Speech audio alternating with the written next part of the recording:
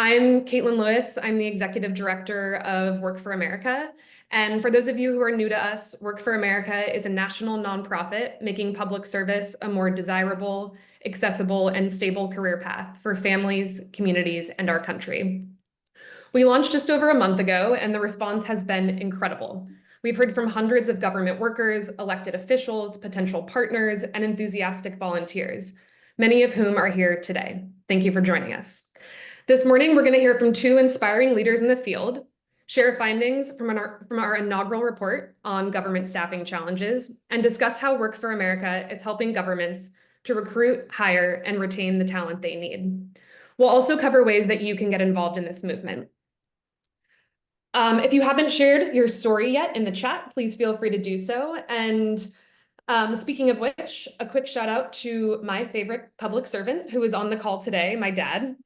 Growing up, he was a forest firefighter and a youth prison counselor. And I remember the dinner table stories that he shared every day after work. Even as a kid, it was extremely clear to me how much he cared for the people that he served. And it's a large part of the reason why I ultimately went into government and am here now. So thank you, Dad, for all that you do and for being here today. A quick note on logistics. Please submit any questions in the chat. We may not have time to get to every question, but we will follow up individually with folks after the event. And if you have any technical issues, Trisha Griffith is here. She's our events partner, and you can feel free to private message her in the chat. As a reminder, this webinar is being recorded, and we will make the recording available after today's event. Thank you again for joining us, and I'm thrilled to introduce our first guest.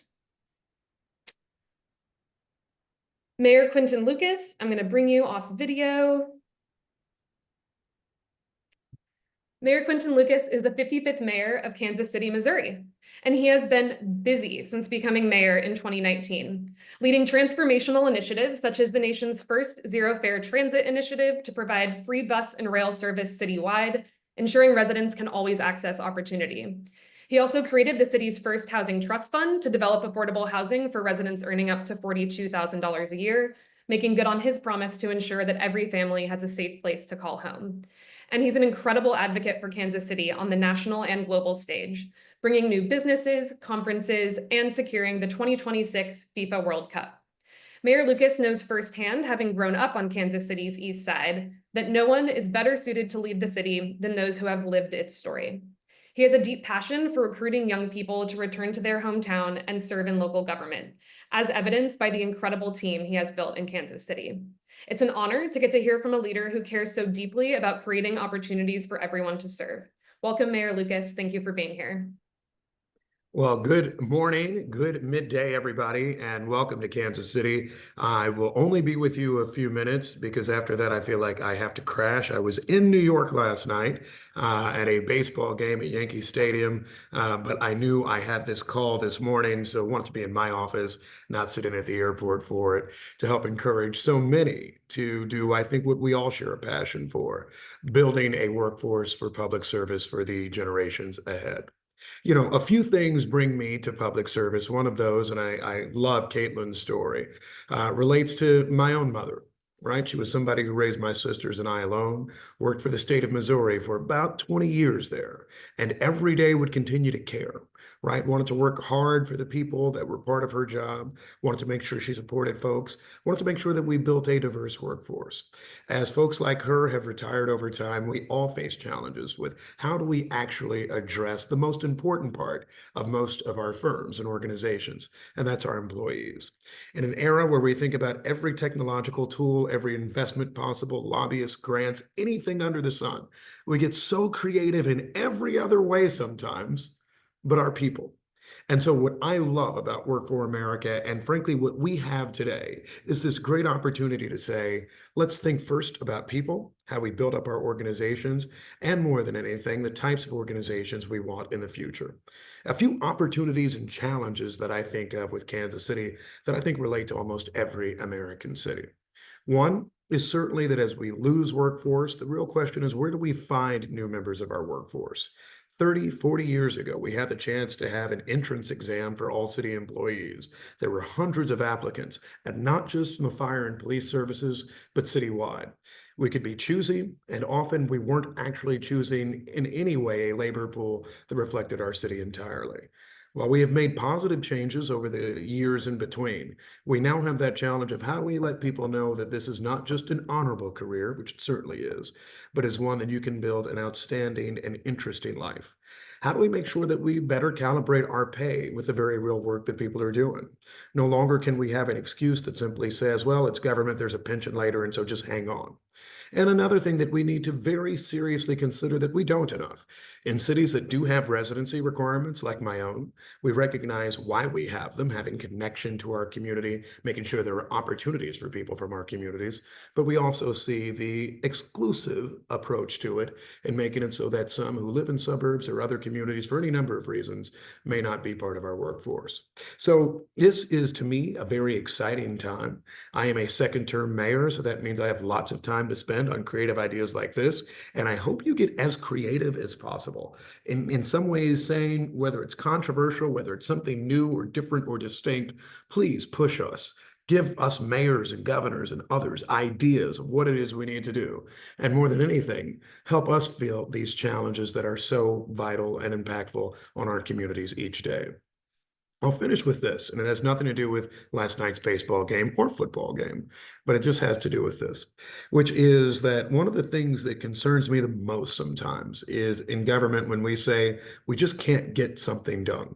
We can't patrol an extra neighborhood. We can't cut the grass in our parks, and heaven forbid we can't pick up the trash. What we need to figure out each day is how do we continue to deliver outstanding basic services to the people of our communities? How can we continue to be visionaries in our communities? And what we can't do is just freeze or use an excuse of not having enough workforce. That's where you all come in. So I thank you for making sure that we can come up with those answers, that we can continue to make sure that our schools are open, that our streets are plowed, that everything good under the sun is happening in our communities, and we have a chance to grow. And thank you for making a difference in all of our cities around America. Thanks for inviting me. Have a wonderful seminar, and I look forward to learning more from you over the weeks, months, and years ahead. Thank you so much, Mayor Lucas.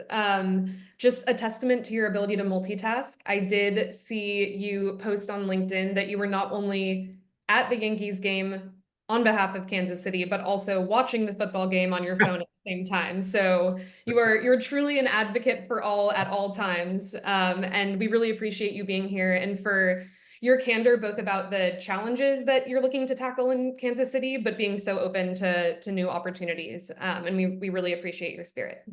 So thank you all so much. Thank you. Our next speaker, Alex Lawrence, is one of the first people that I had the chance to speak with when we were first getting Work for America off the ground, and boy, was I lucky to find her. Alex is the City of Boston's first Chief People Officer, and she's not only defining the role for Boston, but creating the framework for what it means to serve as a Chief People Officer in the public sector. A City Hall veteran with over a decade of experience, she has held leadership roles including Deputy Chief of Administration and Interim Chief Information Officer. Alex previously transformed Boston's Department of Information and Technology into an award-winning organization known for user-centered design. She is passionate about organizational capacity building, process improvement, and creating a modern workforce that cultivates the next generation's leaders. We're so lucky to have her here today to share some of her stories from the front lines of making local government a place that attracts and retains top talent. Welcome, Alex. Thank you so much for having me here today, and really, really excited to follow Mayor Lucas and his completely inspiring talk about public service and why this field needs so much support. I truly have the best job in the world. As Caitlin said, I am the City of Boston's first ever Chief People Officer. The incredible Mayor of Boston, Mayor Michelle Wu, created the People Operations Cabinet, which I am so fortunate to lead in 2022. And all of the reasons that we created this cabinet are the same reasons that Work for America exists, the same reasons that this event is being held. So reading the report, I just wanted to say amen to every single sentence. Every single thing that report highlights is exactly how I'm thinking about the work each and every day. I'm going to start by explaining the City of Boston's previous org chart, but I feel like I'm talking to my people if I'm talking in org charts here, but our human capital function prior to the creation of this role was underneath our chief financial officer. And that, having our Department of Human Resources and our Office of Labor Relations sort of under the purview of the chief financial officer made sense during a time of economic recession and a time where we're really focused on cost containment. Human capital is 60% of the city of Boston's operating budget, but thinking about that today just does not mean the same thing. And so I think after seeing what the city went through under COVID, under massive retirements, under the Great Resignation, Silver Tsunami, sort of all of these buzzword terms that you hear thrown around for why all organizations are really pivoting to think strategically about a workforce, and then sort of couple that with the overall challenges of government, sort of pitching the idea of creating this organizational structure and really elevating the human capital function might have been sort of one of the easiest, most obvious pitches I ever had to make. It was just so clear that this was something that our particular organization so desperately needed. We really just needed to figure out how we're valuing workers, which are our most important resource when it comes to providing services for a city and being able to think strategically. And we needed to really figure out how to solve for those worker shortages and really plan for the future. We have an amazing Department of Human Resources and an amazing Department of Labor Relations, and they are so focused on the tyranny of the urgent and managing the day-to-day operations of a massive and incredibly complex organization that hires every kind of employee you can possibly think of. And giving them the bandwidth to actually take a step back and think strategically is really, really, really challenging. And so by creating this strategic function and then building a team out underneath me that can really take on some of that organizational change work, that is the only way we've been able to take any steps forward. We just in government so frequently don't have the resources to be competitive. And I know in government we don't like to use words necessarily like competition or thinking of our work as sales, but recruiting fundamentally is sales, and we're doing that with no sales infrastructure when we think about other employers of our scale. If we're thinking about this as sales, I think our product is the most amazing product that we could ever possibly sell. Our jobs are so important, so unbelievably impactful, and also just have a ton of incredible value to them, both sort of in what we do for society, but we have stable retirement, stable jobs, incredible healthcare plans. And these are all things where we just really have to think about how the message of the incredible, not only importance, but value of these jobs is reaching our target audience, which this report, I think, opines on beautifully. And so, thinking about the recommendations that are included in the report, these are things that my team has been running at for the last 2 years, running hiring days, refining our hiring processes, trying to think about how to implement skills-based hiring, how to articulate our benefits more clearly, restructuring our benefits to meet a modern workforce, not just a retirement plan that pays dividends if you stay in our work for 10 plus years, but can actually sort of pay off as an important career in the short run. All of that work takes resourcing, and I now have a team of about 7 people, which, depending on the scale of your city, might sound large or might sound small.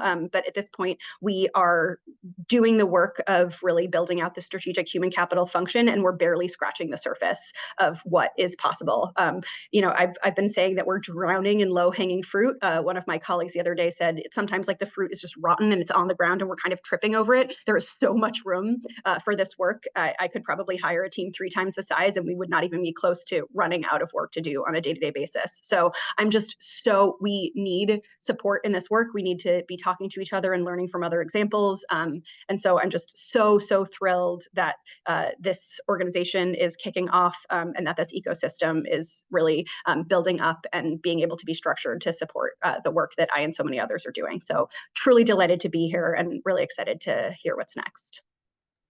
Thank you so much. Thank you so much, Alex. I think it's probably clear for everyone on the call that if we could just clone you and send you to every city in America, we would be able to solve the staffing crisis. So we'll add that to our list of solutions for later in the presentation. Look out for it. And thank you for taking the time. I know you have a million things flying, but I'm always so energized when I talk to you. So I appreciate you sharing some of that energy with this group. Thank you so much. And before we dive into the findings of our report, I want to quickly paint a picture for everyone here of what we mean when we say government staffing crisis. 1 in 8 American jobs is in state and local government. That's more than both retail and manufacturing combined. And if state and local government was a single company, it would be 10 times larger than the largest employer in America. These workers are the backbone of our communities. They pick up our trash, they make sure our tap water is safe to drink, they drive our kids to school, and they answer our 911 calls. We often take these services for granted, but when they're not there, we realize just how much we need them. And right now, we're at risk of losing them. Across the country, a wave of early retirements and a lack of young people entering government has led to a crisis point. As you can see here, nearly a third of public servants are eligible to retire next year. I'll just let that sink in for a second because it's an incredible statistic. And while this silver tsunami tracks to broader labor market trends, government generally skews older than other sectors and therefore has struggled to regain its workforce in the post-COVID era. These trends have created a dangerous cycle. Vacancies leave staff overwhelmed, which in turn causes a decline in service delivery. And when services slip, community members lose faith in government, ultimately leading to fewer people choosing careers in the public sector. Addressing the staffing crisis is not just about filling vacancies. It's about ensuring that our governments can deliver on their promises to keep our communities safe, healthy, and economically strong. Public servants are the people who ensure that the basics are going well. They're part of a mission-driven effort to build thriving communities and create lasting positive change.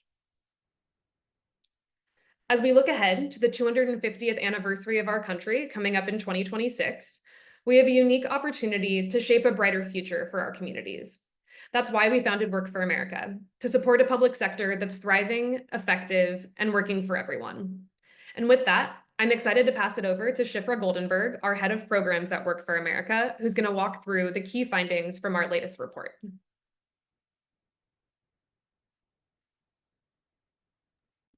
Hello. Thank you so much, Caitlin, and an extra thank you to our speakers who were here earlier, and thank you to every single person who's here today. It's so wonderful to see you all and to hear all of your stories in the chat. So please keep those coming. As Caitlin mentioned, my name is Shifra Goldenberg. I am the head of programs here at Work for America.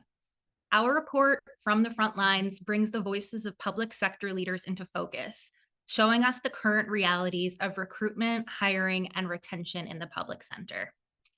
As I speak, I would love to hear how our findings resonate with your experiences, especially to the public servants on the call.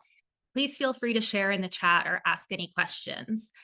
Depending on time, we're going to do our best to get to a few of your questions today, but if we're not able to get to them, we will follow up with you. So please do ask your questions.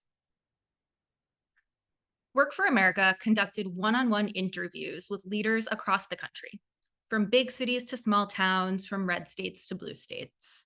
These leaders offered their perspectives on recruitment, hiring, and retention challenges they see. Our goal was to gather diverse voices from across the field and across the country to identify common challenges and emerging solutions, and there are a lot of them. We're so grateful to the public servants who shared your insights with us. I know several of you are on here today, so an extra thank you for your time and for everything you do. Let's take a look at what we learned. We organized our findings into 3 sections: challenges, emerging solutions, and gaps identified. We're going to begin with the challenges. Recruitment challenges. It is hard to imagine a private company with thousands of employees and an almost non-existent recruitment infrastructure. Yet, as many of you know, that is the reality in much of the public sector. Many hiring managers and HR staff are juggling recruitment along with their full-time roles. I felt this one personally. I used to work for New York City local government. I was working at the public hospital system during the COVID-19 pandemic. I was helping to build out testing and vaccine sites. It was an unprecedented effort.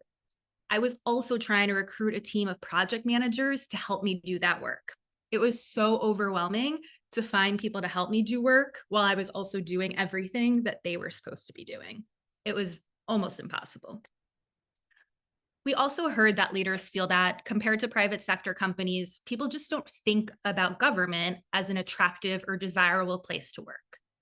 And the leaders told us that they struggle to communicate the true full value proposition of a career in public service. The next recruitment challenge is that flexibility is increasingly important to workers, especially in the post-COVID era. But public sector roles are just not competing with the private sector on this front in a lot of cases. And finally, civil service requirements have become overly complex and outdated, drifting from their truly important purpose of making public service more accessible. All of these factors combined have led to a staggering 55% drop in applicants for public sector jobs since 2019. Before we move on, one last note on these slides. We do have quotes on all of these slides. These come directly from the public servants we spoke to. We thought we would let them speak for themselves since often they can express these challenges and solutions better than we can. So I won't read them out loud, but encourage you all to take a look at those. Okay, hiring challenges. Because recruitment is so hard, it's heartbreaking when you lose an employee that you actually got through the application process. But turning applicants into employees presents additional obstacles. We heard a number of challenges in this area. Leaders consistently described slow, cumbersome hiring processes and the experience of losing candidates to more responsive employers. It's another thing that I experienced myself, finally finding the right candidate, being so excited to get them a job offer, and in the time it takes to turn around the paperwork, losing them. There are a few data points that we can use to highlight this. Work for America recently partnered with Revelio Labs on an analysis that showed that state and local governments take twice as long to interview candidates as the private sector does. We're going to drop the link up to that analysis in the chat in case you want to learn more. There's also another study that shows that the average time to hire in the public sector is about 4 months from the time of the job posting to the employee start date. I'm sure many of you, including me, have stories of individuals who experienced a much longer process, even than that 4 months. Moving on to the next challenge in hiring, one reason that hiring is so slow is that many governments are working still on paper systems, which can further delay and lead to literal lost paperwork.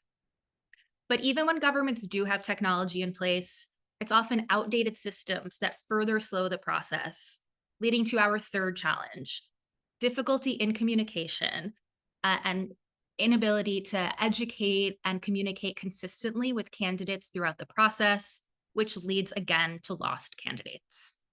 Across all three of these hiring challenges, leaders emphasize the struggle with data.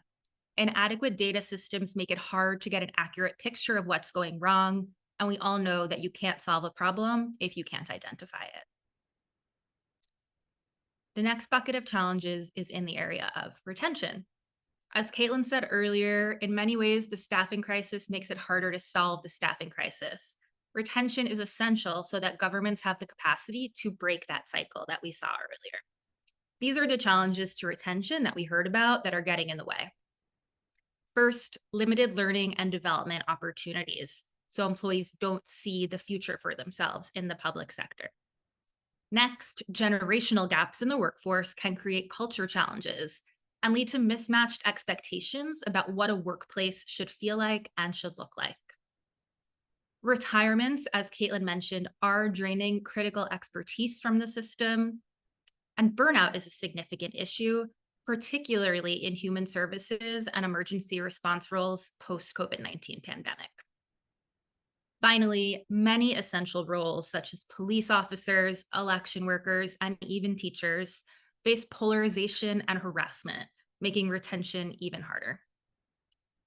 These challenges are serious and there are a lot of them.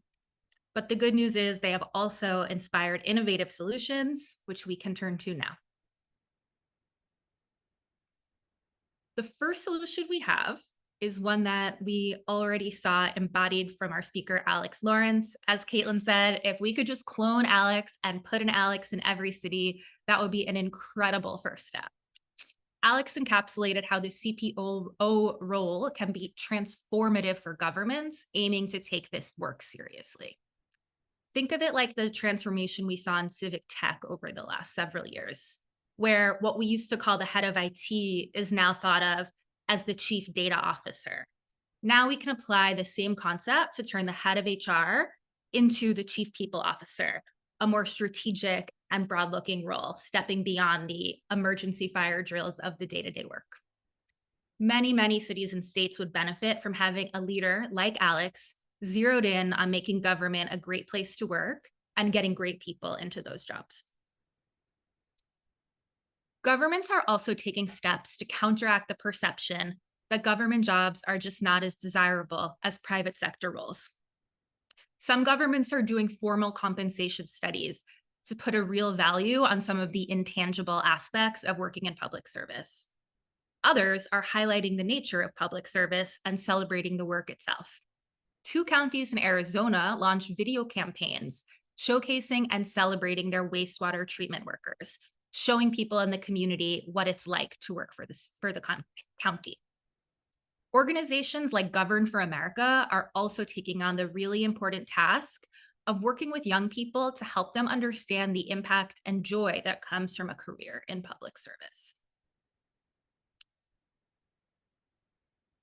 Recruitment infrastructure and campaigns is our third solution. Governments often hesitate to invest in marketing to promote their own job vacancies, but several cities have launched targeted campaigns to recruit specifically for hard-to-fill roles, and the results make the case that this should be an everyday function of government.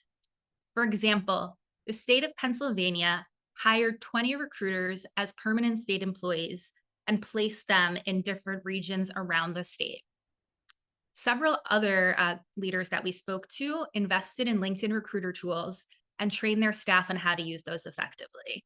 That investment made a big difference and saw far greater impacts than just trying to use LinkedIn on your own. Revising job narratives, our next solution. We really love this one because it's an excellent place for governments to start if they have limited resources to invest in staffing improvements. Job descriptions sometimes use templates and form language that hasn't been reconsidered in years. I am sure every single one of you has seen an example of this. We heard success stories from governments that have reviewed their job descriptions to make sure that they put the day-to-day work experience and the benefits of public service front and center, rather than starting with templated language about what an agency's mission is, for example. One city we spoke to actually partnered with a user research firm to help understand how the applicants use and look at the job description. Getting this input directly from job seekers is so essential. First, of course, you're getting that direct feedback on how candidates are using your materials, but also getting that type of actual feedback from the potential applicants can help you make the case internally to your colleagues that revising job descriptions and investing in this type of work is worth the effort. Expanding the total compensation package. The base salary for government jobs may well be lower than the base salary for a comparable private sector job. However, several of the leaders we spoke to have tried to counteract this by offering non-salary incentives that can help attract job seekers. For example, we heard about some leaders who are front-loading paid time off accrual instead of having it accumulate gradually over time. Some are piloting flexible schedules, such as a 4-day work week, increasing parental leave, providing free counseling sessions or other mental health supports, and in a few cases, even looking into offering signing bonuses. All of these can help make public sector positions more appealing without necessarily raising base salaries. This, in turn, helps employers draw in strong candidates committed to public service. Okay, number 6, improving hiring processes. This is a big bucket, and it's one that we know can be really intimidating because sometimes the hiring processes themselves can feel really opaque, especially when you're using outdated tech or even paper systems, and different stages of the process are isolated in different areas. So it makes sense that several leaders told us that the most important thing they did to improve hiring was mapping out their hiring process from A to Z. This takes a lot of time and resources, and it's a place where several leaders told us they brought in outside help to support them. But it can really be invaluable in identifying the roadblocks that are specific to your city or state. One county that did this wasn't ready to throw their whole process out and start again, but what they did is they honed in on the places where they could make the biggest impacts. For example, they found that they were experiencing a routine delay in sending out hiring letters. This is a critical point in the hiring process, and they were losing candidates. Fixing this was a small process change, but made a big difference. For governments that are interested in this approach, but don't know where to start, one tool that we would recommend right now is the US Digital Response Tech Talent Toolkit. Even though it has tech in the title, it is useful for all types of public sector hiring. It lays out the stages of the hiring process, and it can be a really helpful tool to map your processes against the toolkit.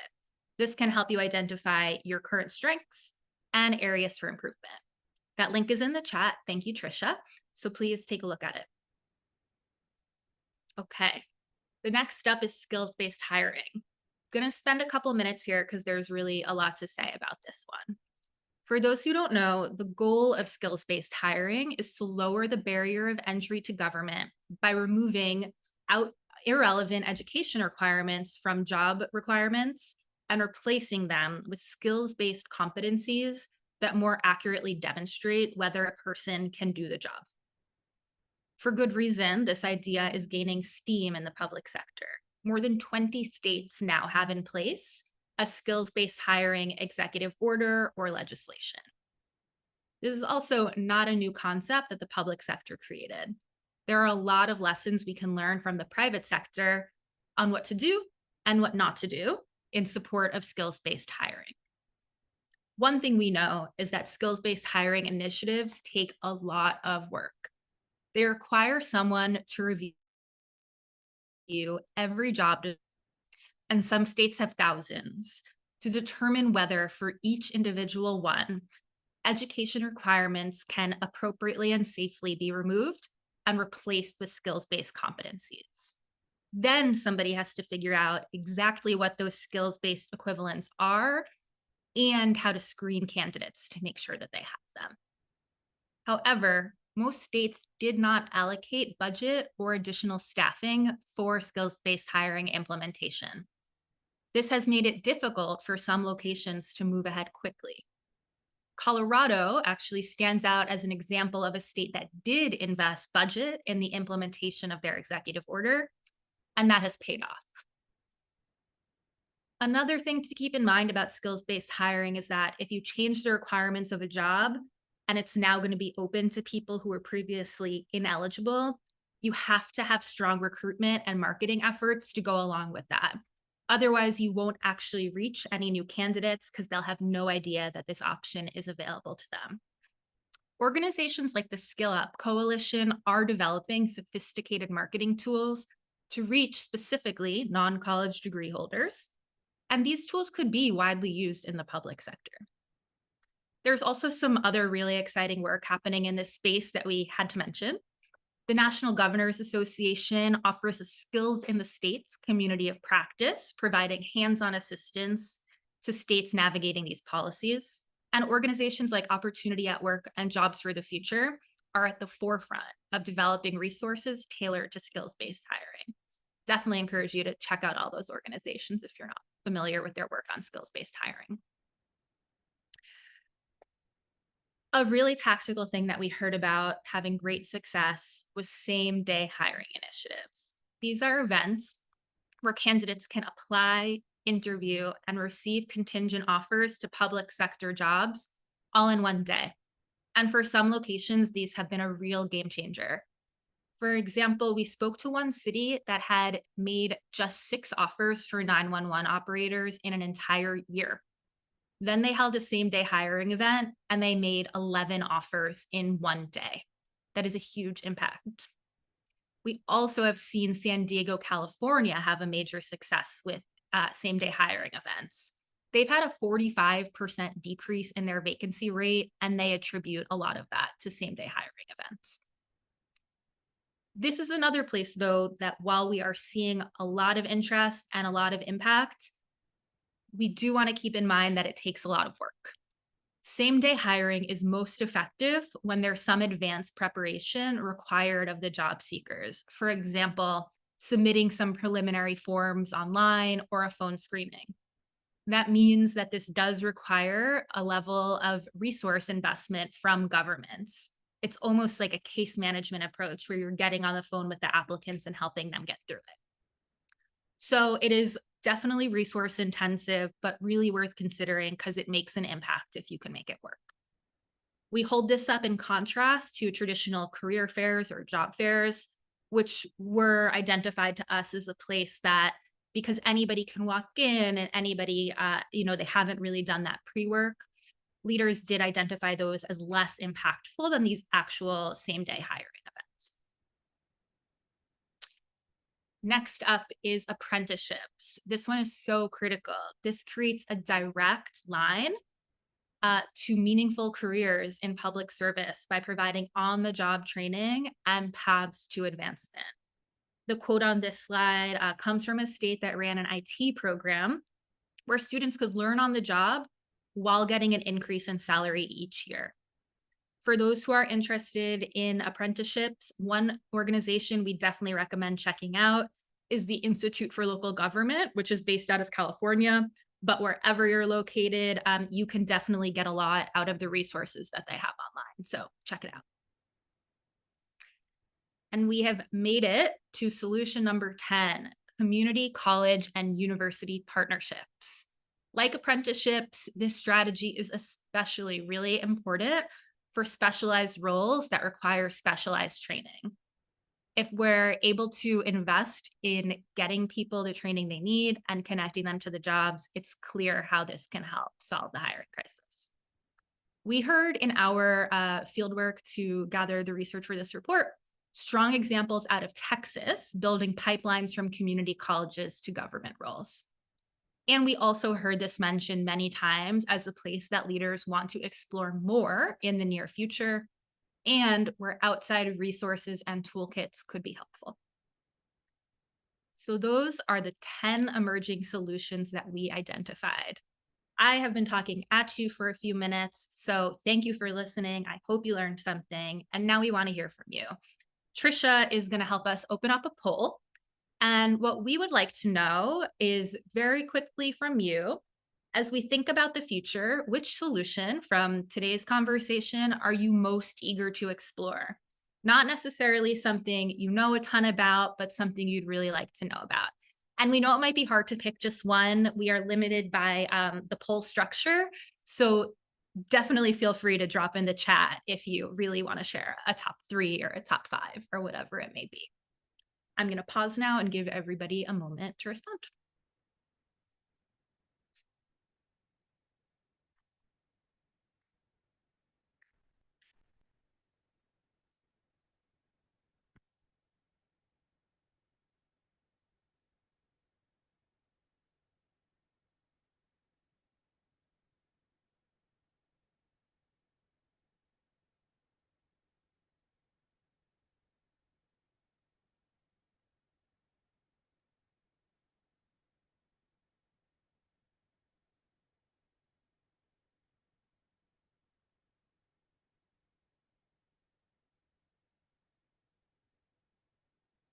All right, thank you so much. We have a really good critical mass of responses in here. And yes, definitely, thank you, Jamar. Well, you didn't send it to the whole group, but we have at least one person dropping additional choices in the chat, which is awesome. I will share the findings just so that everybody knows what we're hearing. The top one that emerged was improving hiring processes. We also saw a lot of enthusiasm for developing an employer of choice brand and apprenticeships. So thank you again for your feedback, really helpful to us and exciting to be able to receive the feedback so immediately. And with that, I'm going to thank you for your time and pass it back over to Caitlin. Over to you. Great. Thanks so much, Shifra. Thank you everyone for participating. I've loved following along in the chat, and we'll just give a shout out to Derek Johnson, who just put some thoughts in the chat, who was the city manager from my hometown of San Luis Obispo, California, and recently went up to Marin County to be the manager there. So thank you for joining. I'm now going to speak a little bit to what all this means and what some of the challenges that we heard about and think that we can help to address. So the message that we heard loud and clear throughout our interviews was that there's a pressing need for a stronger ecosystem where public servants who are working on staffing challenges can come together, share best practices, and support one another's efforts. People leaders are hungry for more opportunities to connect and learn from each other. But too often, these conversations happen in silos, or they've been limited to a single agency or initiative. There is a robust ecosystem dedicated to civic tech, which Shifra referenced earlier, and that helped lead the transformation from a more traditional model of IT in government to one where a chief data officer is common. We heard a desire to see that same level of coordination and capacity building in the people space, and we aspire to help make the transition from a more traditional HR model to one where chief people officers like Alex are common in government. We believe there's a unique opportunity to help translate the incredible work that's already being done by nonprofits and member associations into a more structured and interconnected network, one that amplifies promising solutions and helps to accelerate the adoption of new ones. This will ensure that local innovations, effective programs, and new research have a greater reach and impact, ultimately driving the change needed to attract and retain the next generation of public servants. Second, the second major need is clear. Governments have a PR problem. Working in government is incredible. It's fulfilling, it's mission-driven work, and we need eligible job seekers to know that. So many of the folks that we spoke to for the report called out the need for specialized marketing, communications, and messaging support. Think about high-quality ad campaigns that can be templatized and replicated across different geographies, plain language job descriptions with compelling narratives, and perhaps even a user-friendly online front door for government jobs. Long-term, Work for America also sees the need for a broad-based mobilization campaign that can call Americans to serve their communities by working in the public sector. The key takeaway here is that governments want and need help relaying that public service is not just a job. It's a mission-driven career that matters. And third, last but not least, governments need recruitment and hiring support. We heard this from Mayor Lucas, we heard this from Alex, and we heard this from Shifra's findings in the report. As she referenced, nearly every interviewee told us that the government staffing crisis is making it harder to fix the government staffing crisis. I know firsthand what it feels like to be working in government, desperate to hire for a critical role and having no tools to get the word out. And that was in New York City. Outside resources will be essential in breaking this cycle and driving the change we need. Imagine if we had a mission-driven recruitment firm specialized in the needs of the public sector, bringing that capacity to cities across the country. This is a direction we're very interested in exploring at Work for America. We'd love to hear if these insights resonate with your experience. I know we have a lot of public servants on the call, former and current, so please feel free to share your thoughts in the chat. And I will say that this research has really informed the strategy by which Work for America as a new organization plans to operate. So just to give 1 minute on where we're headed. First, we're focused on building alignment. Work for America is really eager to bring together organizations who are already advancing incredible work to align those efforts and maximize collective impact. We're starting with the nonprofits and the member associations who've been thinking about and working on these issues for years so that we can help to coordinate and amplify those efforts. Second, we'll look at delivering support by providing direct resources to state and local governments to help them better recruit, hire, and retain talent. We're partnering with organizations like the National Governors Association, the National Association of Counties, and the National League of Cities, and we're developing standards of excellence for people leaders in government with the goal of helping cities across the country train and empower chief people officers. And finally, we will inspire service. We're crafting and amplifying a broader narrative to celebrate public sector jobs and inspire more Americans to choose public service. Long-term, we aim to launch a nationwide campaign designed to motivate more Americans to serve their communities in government.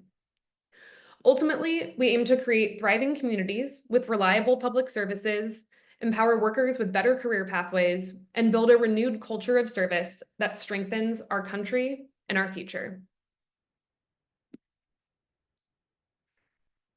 So I don't see any questions in the chat, but would love to give folks a couple of minutes if any questions have come up throughout this conversation to drop any questions you have directly into the chat. And we're happy to answer a couple in the last few minutes that we have. I also want to go ahead and thank everyone who shared stories of your favorite public servants. One ask that I have for everyone today is if you did share a story, please reach out to that person and tell them how much they've inspired you. Public servants do not hear it enough, and it will be extremely meaningful to randomly get a note of appreciation on a Tuesday. So I highly encourage you to let that person know that they've inspired your work. And I'll look at question from Satis. Were any barriers or concerns identified when bringing in external hiring support? It's a great question, Satis. It's something we're very interested in digging into now. I think bringing in external support is something that differs geography by geography. And as you know well, and many on this phone, bringing in free resources and support is different than seeking a contract to work with government. I think we're in conversation now with several cities and teams to understand what the barriers are in their individual geography, and we'll happily share out those findings. Derek asked, in our research, is there a gold star employer that we might look to for best practices, or are in the process of implementing comprehensive recommendations from the full report? I have two answers to that question. One, Boston gets a gold star, and you all heard from Alex, and I think can understand why. A big part of that is just putting the resources forward to centralize the people function and really prioritize workforce and talent issues. And so they get a gold star for that. The other example that I will cite, and I know we have a former Marine Corps general on the call today who's been an incredible advisor on this work. The Marine Corps is an excellent example of an A+ recruitment function. They base their recruitment function off of Xerox door-to-door sales from several decades ago, but it's proof that to what Alex said, recruitment is just like sales, and it's a science, not an art. And so if you can methodically outline the process and really get the science of recruitment, you can make a huge difference in being able to meet your numbers and fill vacancies. The Marine Corps playbook is online, and I highly encourage folks to check it out. It's very long and very thorough, and it's something that we're absolutely looking to as we think about creating a recruitment function for government. And then Janine, we'll take one last question here. Curious whether you've worked with any labor unions representing public sector workers and what potential role you see unions playing. Yes, we have definitely been in conversation with some labor unions, and I know we have a union leader from AFSCME on the call today, so thank you for being here. AFSCME has done incredible work with their nationwide advocacy campaign called Staff the Frontlines, which is really shedding a light on the need to fill critical vacancies across state and local governments. We see unions as a critical player here. Not every city and every state has a unionized workforce, but many do, and they represent collectively millions of jobs across this country. So we're very eager to partner with the union workforce and to think about ways that we can help support the great work that they're already doing. I know I said that was the last question, but we can do one more since it's in the chat, and we have a couple of minutes. As the federal government's now focusing on job quality through their Good Jobs initiative, is this being factored into the resources and supports that we'll be working with partners to help cities and counties assess jobs and improve along these lines? The short answer is yes. We emphatically do not want to duplicate any work or create resources where they already exist. And while Work for America as an organization is focused on state and local governments. There is a ton of incredible resources that come out of the federal government and out of the recent work on the Good Jobs Initiative that we would love to work to translate to city and state audiences. They've also done a great job at bringing folks together and into a room to really think about, especially with the implementation of major infrastructure projects in cities and states across the country, how workforce challenges play into that, and how critical it is to address the needs of cities and states if we want to see these major projects come to fruition. So very eager to be able to utilize those resources and bring them to cities and states as well. With that, I would like to say thank you to everybody for being on this call. This is our first event as an organization, and I'm overwhelmed by how many people dialed in and have sent messages of excitement and support. We're very eager to continue these conversations, and please do reach out to us. There's an email on the current slide. If you have any questions at all, if you want to know more about how to get involved in our work, we would love to hear from you.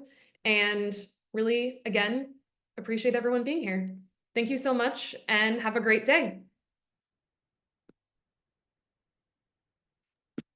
Thank you, everybody.